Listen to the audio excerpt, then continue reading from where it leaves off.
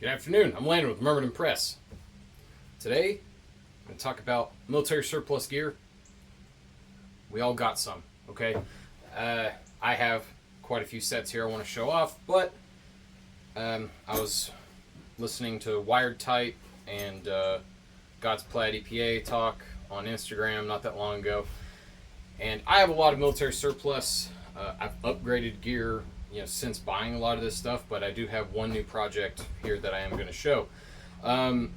This is a belt rig, a British surplus belt rig from militarykit.com.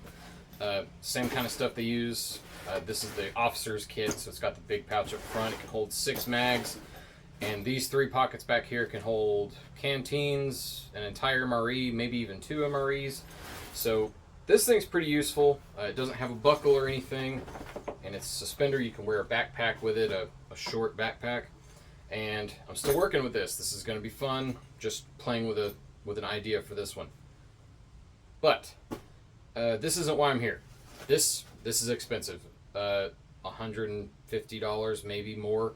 I paid for this, and I love it, but it's not why we're here. So a lot of you understand what Alice web gear is, LBE if you're a little newer. This is my mashup of Alice kit. Okay, they use Alice clips on a web belt. The holes are for even older stuff that clips through the holes and hangs below it. But it's on a Y harness. I've got 2 canteen pouches, 2 rifle magazine pouches that I cut the grenade pouches off of. You can leave them on. Wired Tight uses his, puts tourniquets in them. That's fine. This isn't even like the whole thing, but it's got an M12 holster on it. I think the holster's cool, and it's got an M81 butt pack on it. You can wear a backpack with it. This isn't even the whole kit anymore. I still have a first aid kit and stuff that used to go on here. I played around with this kit because I wanted to have an old school Alice kit and train with it. A lot of my training came from the military where I was given newer stuff. This is a great place to be. This whole setup here maybe minus the holster. The holster is actually kind of hard to find and source for cheap. But everything else without the holster, this is hell. $50, $60 worth of stuff. You can find these pouches for dollars. The canteen pouches you can find for a couple more dollars. The butt pack was kind of expensive. The belt itself are a dime a dozen, and the suspenders are a dime a dozen because they made a bunch of belts. They made almost as many suspenders as the belts, so these are really easy to find. This is the Y harness, not the H harness. So it gets it's got 2 legs instead of 1, but it's a little newer than the oldest things you can find. But for $50 or $60, you have a platform you can train with. You can train everything you want out of this. You can train your reconnoitering. You can train just the range stuff, right? Reloading your rifle, drawing your pistol, making sure that you have enough water on a camping trip, hiking trip, hunting trip, whatever. This can hold everything. This butt pack can hold rations, your poncho. There's no telling what all you can fit in here, and there are plenty of loadout places things you can search.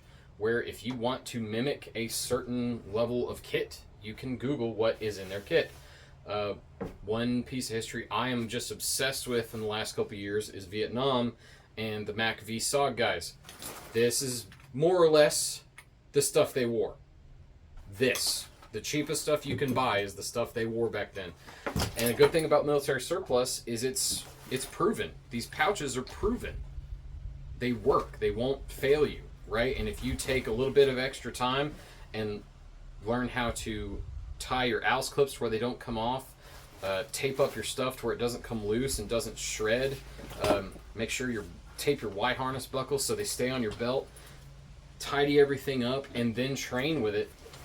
This is a formidable kit to a man who's trained. It's formidable, as long as you don't get it all wound up.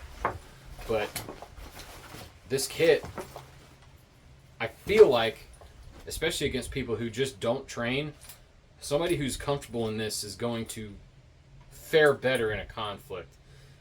Not only that, it's cool. I know that's not exactly, everything I preach. Everything doesn't have to be freaking awesome and cool. But I think this stuff is great. You get to explore some military history and understand why it was used for so long. This Alice style of kit has been used for many, many decades at this point. So, and its grandfathered stuff, the stuff it was made after, worked almost the same exact way. The canteen pouches even look like the old ones. These are just insulated. So, right, pick up some surplus stuff.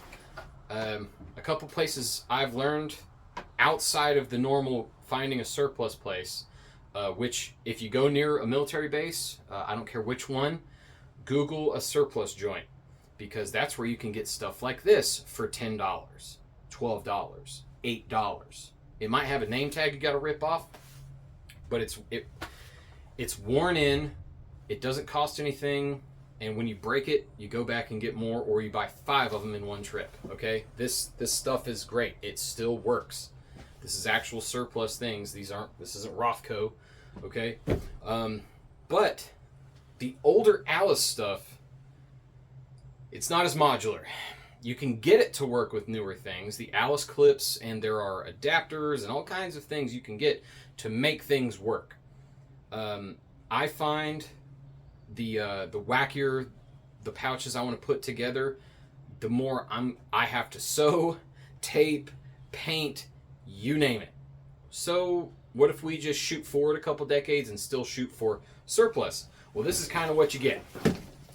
This is all Molly. There is no Alice kit on this. So first thing I have here is a Eagle Industries padded war belt. I wore a belt just like this in boot camp. I didn't have the suspenders though. The suspenders were kind of hard to source, but I did find them because they made belts. There are almost as many suspenders out there for them. You just got to find them. This belt isn't super popular as of right now. I'll talk to you about why it might be soon. And then I'll just go from my left. This is a green saw pouch. It's a 100-round saw pouch, a Woodland Molly canteen pouch, aka a GP pouch. If you don't know how to turn it into a GP pouch, you run your buckle through the lid, and now you have a GP pouch. So if you tuck the lid away, it is a canteen pouch. Very weird. I'm keeping a place blank here because this is a kit that I'll discuss what I'm doing with. Another canteen GP pouch, another 100-round saw pouch, and a padded vertical GP pouch that's in Coyote. So this kit, I want to make a camping sustainment kit that doesn't look like it's got rifle mags and stuff. I wanted stuff that has no Velcro. Okay, I wanted clips or zippers, and I wanted it to be tight, right? Tight fitting, tight conforming, right? I wanted it to be able to be folded up and put in places. And I wanted to be able to grab a belt and have a few days worth of stuff in it, right? So if I get another pouch, I can probably put an MRE in here and whatnot. But anyway, this whole kit, minus the suspenders were expensive. Again, I told you they're hard to source. But you could get lucky at a surplus store and find some. But this whole kit, $50, $60. Okay, and I ordered I ordered 3 things on here from One Thief Surplus. Guy's a Marine. He's super awesome. He ships his stuff fast. He gets quality items. I have way more stuff from him. I didn't get the suspenders from him, but I got the war belt and everything from him. Man, this is some quality stuff. And the more I've been playing with it, the more I have just been kicking myself in the ass for buying expensive stuff over the years. When I could have just been getting this stuff and training with it, training hard with it, and learning that maybe I didn't need the things that I bought the first time, right? But experiment with your surplus kit, okay? I ended up with a pile of stuff, which once I figure out where a lot of it's going to get sold or given away. I have friends who need things. You always need more mag pouches, grenade pouches, or whatever for other things. It's not just grenades and mags. But this stuff's just great, and it's held up for what I've done to it already, which is minimal, but a lot of this stuff has been used. I can tell, you know, there's little tears and rips, but I don't care. It's not all one color. I can paint it. Make it what you want. This kit is not going to be like a combat rig that can hold 100 mags and grenades and whatnot. That's just not what that is supposed to be. Fine tune your kit for you, and the stuff's cheap. You can make a mistake or two and not break the bank. If you're balling on a budget like I am most of the time, this kind of stuff is durable enough to where it'll last where you get your next paycheck, and it's ubiquitous enough to where you can find it everywhere. So get out, find some surplus places. The dingier, the grimier, the better most of the time. If they have boxes of stuff, dig in the boxes. If you're a germaphobe, wear some gloves. I don't care. Surplus is kind of coming back in a bigger way than it always has been. Surplus has always been around. It's always been popular with people. But in the last few years, because of the price of gear has gone up, and you know, people are just exploring things more now. If they are making more money, they're exploring other options. Surplus is going to run out eventually. The older things, the Alice stuff, is getting harder to find. It's still out there, but you might have to do some Googling. You might not be able to find it at a surplus joint in the shape you want it to be in. So get out there, find it. I'm going to find my dog, pet him some today. Thanks for everybody's support. I'm going to get out of here and hug your families. Seriously, hug them. It's the 4th of July tomorrow, and we wouldn't be here enjoying all the things that we do without our family. So stay safe. Find out what's killing you.